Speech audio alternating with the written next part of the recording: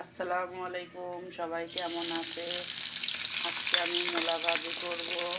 মূলা ভাজির জন্য এখানে পেঁয়াজ মরিচ দিয়ে দিলাম, দিয়ে হলুদ দিয়ে দেব।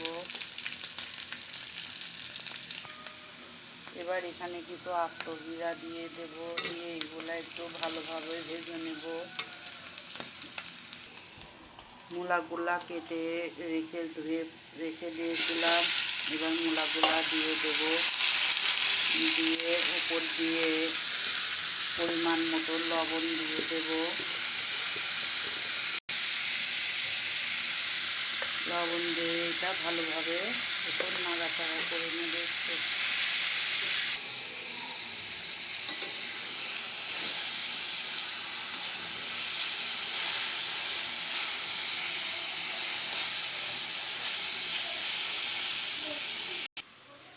এখানে আমি আরেক চুলায় কড়াই দিয়ে দিছি, দিয়ে এখন ডিম আলু রান্না করব।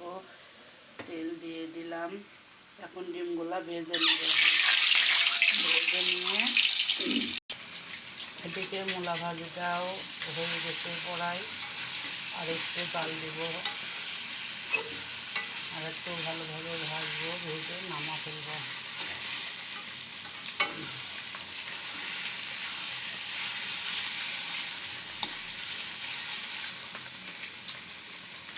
ডিমগুলা ভালোভাবে ভাজা হয়ে গেছে, ডিমগুলো এখন নামিয়ে নেব।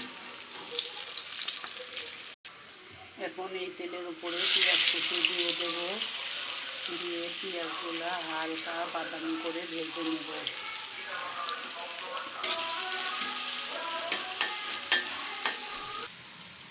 আমার মূলা ভাজিটা হয়ে গেছে, মূলা ভাজিটা এবার নামিয়ে নেব।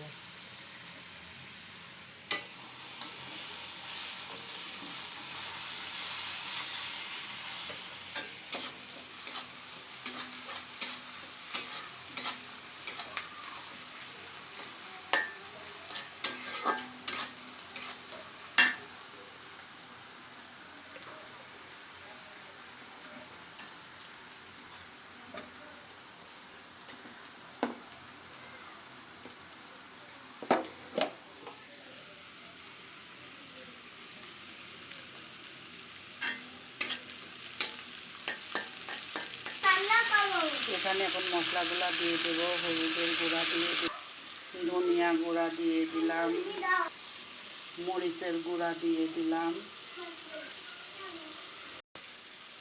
এখানে লবণ দিয়ে দেব, কিছু কাঁচা মরিচ ফালি দিয়ে দেব, দিয়ে এখন মশলাগুলো একটু ভালোভাবে কষাবো।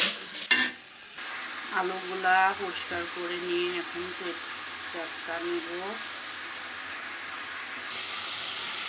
মশলাটা আমার কষানো হয়ে গেছে, এবার আলুগুলা দিয়ে নেব, দিয়ে আলুগুলো এখন আর একটু কষাবো।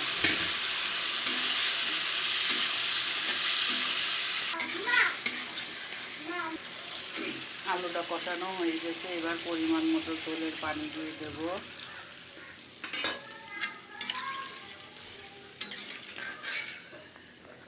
তরকারিটা ফুটে গেছে, এবার ডিমগুলা দিয়ে দেব।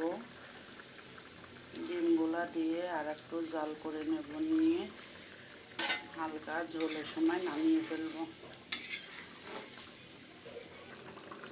এবার ওপর দিয়ে কিছু ধনিয়ার পাতা কুচি দিয়ে দেব। এই যে আমার তরকারিটা হয়ে গেছে, এখন নামিয়ে ফেলব।